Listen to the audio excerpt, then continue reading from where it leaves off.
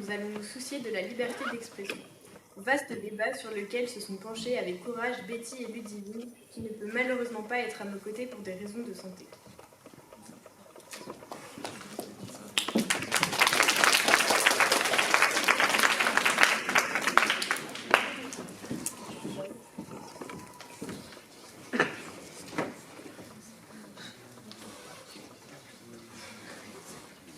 Qu'est-ce que c'est bien de pouvoir s'exprimer dans un pays comme le nôtre? Ah non, non, non.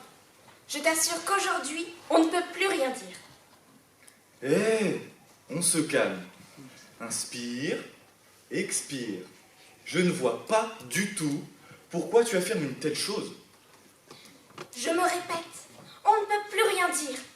Aujourd'hui, au moindre mot de travers, c'est une vague d'animosité qui s'abat sur nous.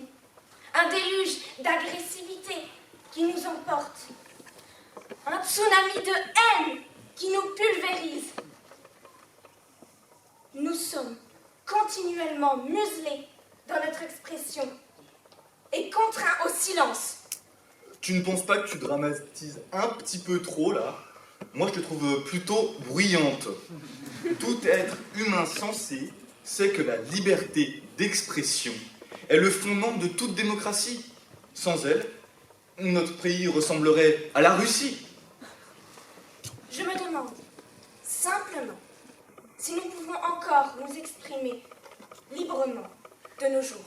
Visiblement, nos points de vue divergent. Alors pour toi, quelles sont les limites de cette liberté? Premièrement, les internautes sont parfois tyranniques. Un tweet maladroit ou formulé avec un second degré peut faire de vous une personne boycottée. Si ce phénomène touche principalement les personnalités publiques, nul n'est à l'abri d'un lynchage en ligne. Et de voir sa vie ruinée pour 12 mots très maladroits. Comme le révèle le cas de Justine Sacco. Notons que dans cet exemple, nous ne discuterons pas de la pertinence de ces propos, mais bien des conséquences disproportionnées qu'ils ont suscitées. En 2013, cette professionnelle de la communication a eu l'idée de tweeter à ses 170 abonnés. Going to Africa. Hope I don't get AIDS. Just kidding, I'm white. Soit, je vais en Afrique, j'espère que je ne vais pas attraper le sida. Je plaisante, je suis blanche. Le second degré, ayant été perdu dans ce tweet, est repris tel quel par les internautes. La jeune femme a vu sa vie ruinée en l'espace de 11 heures de vol. Exprimer une opinion avec humour ou avec un comportement jugé politiquement incorrect semble dorénavant déraisonnable si l'on considère les risques encourus. Mais cette rapidité d'information n'est pas que nocive. En effet, même si celle-ci permet d'exclure des innocents de la société, elle permet aussi à d'autres de faire connaître des mouvements. Comme par exemple MeToo, avec son équivalent français Balance ton porc. Ce mouvement a pour objectif de dénoncer les auteurs de harcèlement et d'agressions sexuelles en réunissant les témoignages des victimes. Cela permet donc de donner la parole à celles-ci qui n'osent pas parler des événements traumatisants qu'elles ont vécus, comme un viol, en raison de leur honte ou de leur peur de revivre cette expérience. Ainsi, grâce à ce site, elles se sont libérées, elles se sentent moins seules et rencontrent un soutien qu'elles n'auraient peut-être pas eu sans ce mouvement. Au contraire de l'exemple que je viens de vous citer plus tôt, ici, plus il y a de personnes qui transmettent ce hashtag, mieux c'est. Cependant, conscients de leur importance dans le débat public, les plateformes ont récemment commencé à modérer massivement les contenus présents sur leur réseau. La modération, même si elle part d'une bonne intention,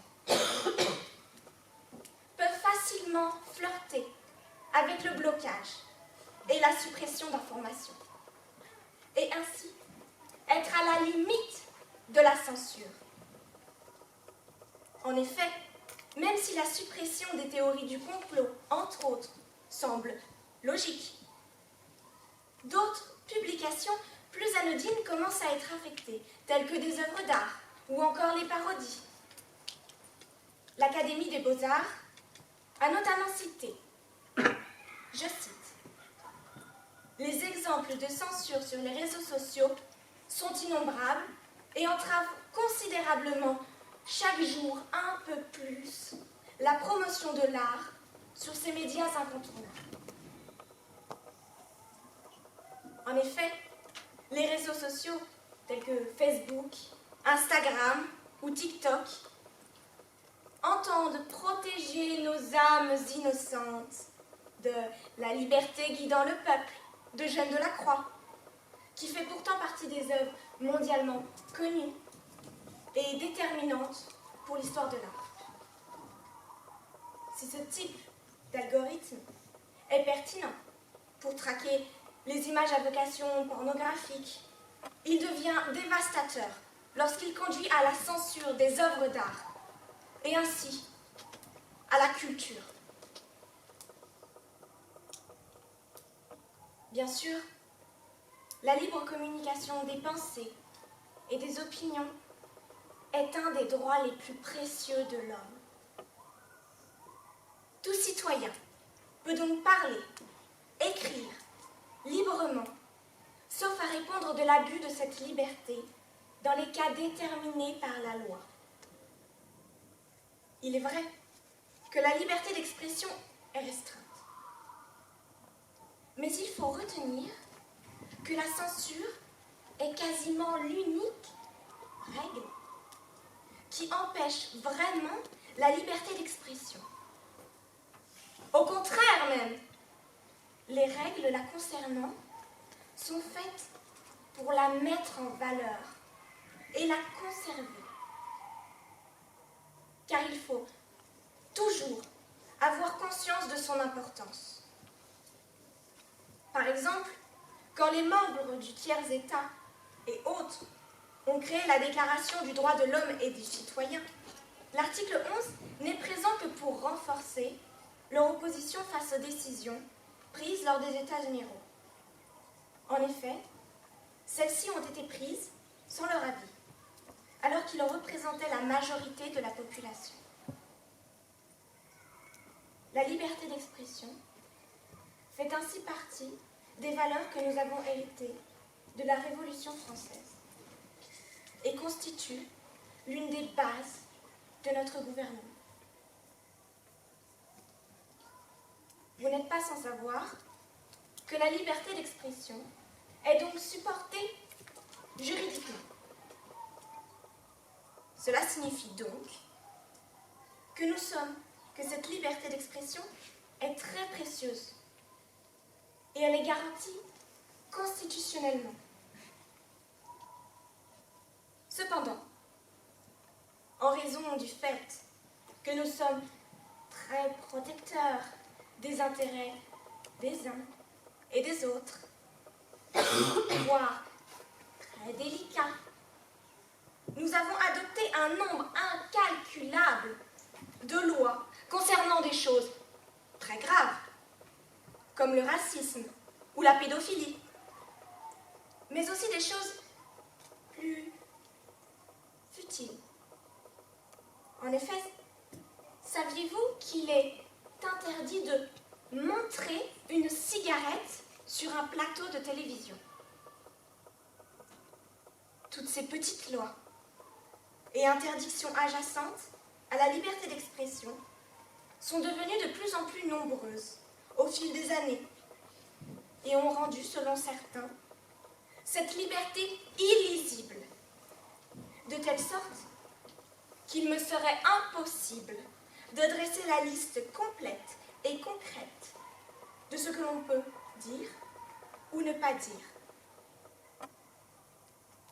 La liberté d'expression est un principe, et dans cette optique, on peut légitimement, à mon sens, penser que ces mesures doivent rester des exceptions et par définition ponctuelles et en très faible nombre.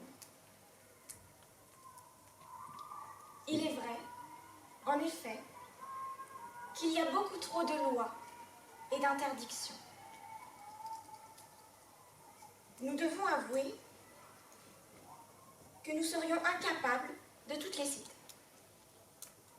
Remarquons tout de même que certaines personnes arrivent à contourner cet obstacle grâce à l'humour. En effet, celui-ci permet de parler de choses à la fois censurées ou taboues. En effet, ces dernières années, on a de plus en plus d'exemples qui apparaissent, notamment sur les réseaux sociaux. À ce propos, il y a l'image de l'homme au tank de la pièce Tiananmen, qui a énormément tourné sur Internet. L'homme au tank est le surnom de l'homme, resté anonyme, mais mondialement célèbre, qui fut filmé et photographié alors qu'il s'efforçait de bloquer symboliquement la progression d'une colonne d'au moins 17 chars lors des manifestations de la place Tiananmen, en République populaire de Chine. Pour que tous puissent la voir à travers le monde, les tanks ont été remplacés par des canards en plastique géant. Ainsi, le résultat de ce montage dédramatise la situation de l'homme et la rend même plutôt comique. On peut aussi parler des nombreuses caricatures dans les journaux, principalement, ou même certains imitateurs, comme Nicolas Canteloup, qui ridiculise beaucoup de personnalités publiques dans son émission. Il caricature l'actualité en 7 ou 8 minutes au travers d'images détournées, de parodies humoristiques et d'interviews décalées. Mais puisque nous abordons le thème de l'humour dans les médias, il est inévitable d'aborder l'attentat qui a frappé la rédaction de Charlie Hebdo le 7 janvier 2015 et au cours duquel 2 terroristes ont fait irruption dans les locaux du journal satirique, assassinant 12 personnes, parmi lesquelles les dessinateurs Cabu, Wolinski, Charb, Honoré et Tignou, et blessant 11 personnes. Le débat sur la liberté d'expression en France est sorti du cadre conceptuel qui était encore le sien au XXe siècle. Depuis lors, le débat ne peut plus avoir lieu sans s'accompagner d'une réflexion sur la violence terroriste qui menace l'existence même de la liberté d'expression. Isa Lektas, chercheuse sur l'Europe occidentale à Human Rights Watch, a déclaré, je cite, « Ce crime abominable est une tentative de limiter la liberté d'expression et constitue une attaque pour les personnes qui usent de cette liberté. Ces tragiques événements nous ont ainsi révélé que la loi, malgré le fait qu'elle affirmait garantir la protection de la liberté d'expression, n'a pas permis, pas concrètement, de protéger la vie de ces journalistes. Et rien ne peut justifier l'attentat perpétré contre Charlie Hebdo et les agents de police. Il me vient néanmoins à l'esprit qu'au lieu de vivre dans la peur, comme le souhaiteraient les ennemis de cette liberté, il faut plutôt se relever et protester en montrant que cet abominable que je viens d'énoncer a eu l'effet inverse de ce que ces détracteurs de la liberté attendaient.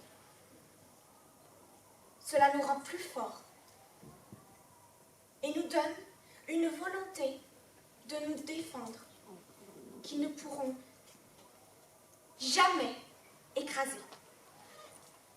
De plus, les dessinateurs tués lors de cette tragédie savaient qu'ils prenaient des risques en publiant des caricatures sur la religion. Personnellement, je ne vois pas que de simples artistes qui ont été tués pour leur création, mais plutôt des personnes qui ont eu l'audace de s'opposer et de continuer à revendiquer la plus grande des libertés, celle de l'expression. Après tout, ils en avaient fait leur métier. Aujourd'hui, Richard Malka, leur avocat, continue de défendre la liberté d'expression en travaillant notamment pour le journal télévisé humoristique Quotidien. Néanmoins, de plus récents événements nous ont montré que ces attentats contre la liberté d'expression n'étaient plus uniquement dirigés contre des personnes publiques conscientes des risques auxquels elles s'exposaient, mais aussi dorénavant devant des citoyens.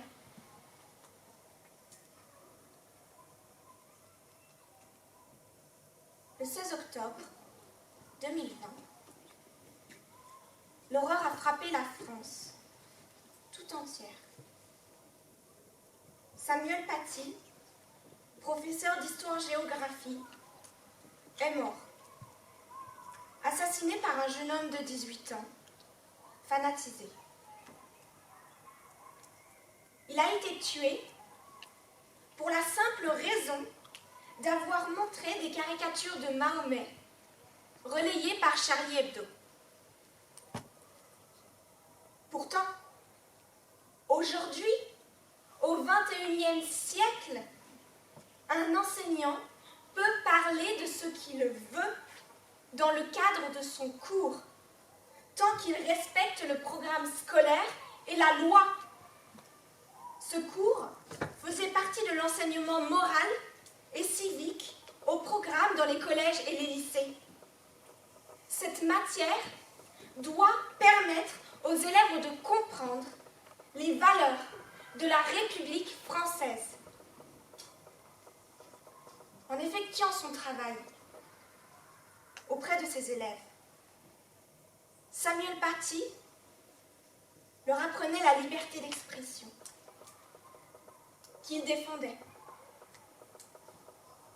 Et il s'est fait assassiner pour cela. C'est donc la liberté d'expression elle-même qui s'est fait poignarder ce jour-là.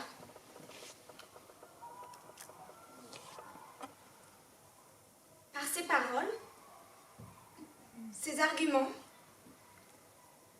nous avons voulu vous prouver, Ludivine et moi, que nous pouvions nous exprimer et faire valoir nos revendications. Après tout, ne faudrait-il pas nous efforcer de parler, de rire, de peindre, d'invectiver, d'haranguer, de nous exprimer, plutôt que de perdre notre temps à nous demander si notre liberté est restreinte? N'attendons pas passivement une réponse, Mais revendiquer cette liberté d'expression est le plus important. Comme l'a dit Richard Malka, il n'y a pas de salut dans la lâcheté. J'espère que nous ne serons pas la génération qui aura tourné le dos à son histoire et à son avenir. En effet, la liberté d'expression est la plus importante de toutes. Elle est la seule qui puisse nous permettre de profiter de nos droits.